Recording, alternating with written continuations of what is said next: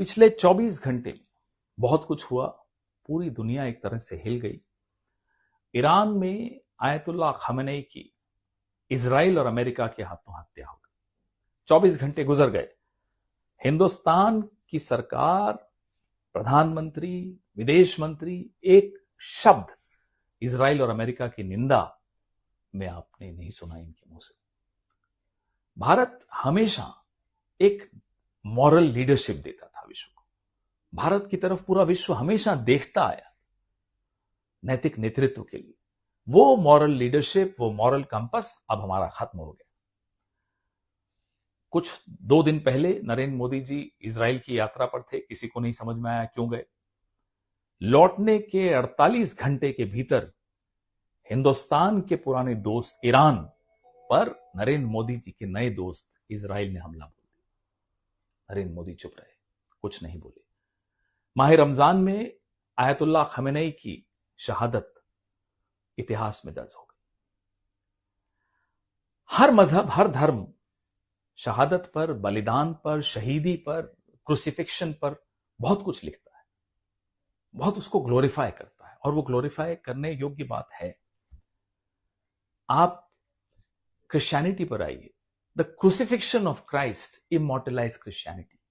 प्रभु यीशु अगर सलीब पर नहीं चढ़ते तो ईसाई धर्म अमर नहीं होता जैसा हुआ।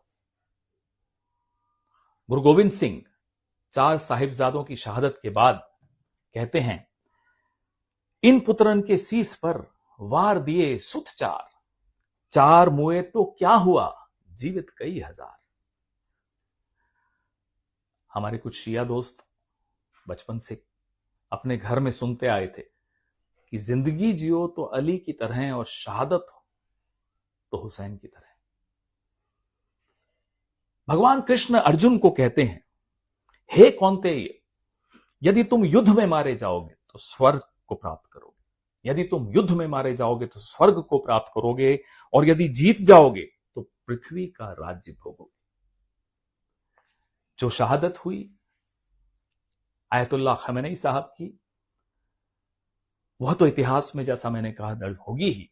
लेकिन हमारी चुप्पी, हमारी कायरता, यह भी इतिहास में दर्ज होगी। जिल्लत एक बहुत बहुत पावरफुल इमोशन जिसको कहते हैं वो होती है।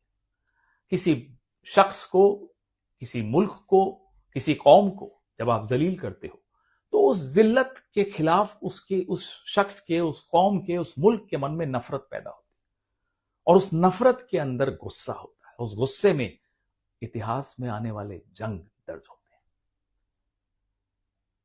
एक अंधेरा पूरे विश्व में आ रहा है, और रोशन करने की जो जिम्मेदारी हिंदुस्तान ने हमेशा निभाई है, अफसोस कि अब वो जिम्मेदारी नहीं निभा रहा। यह बात इतिहास याद रखेगा। जय हिंद।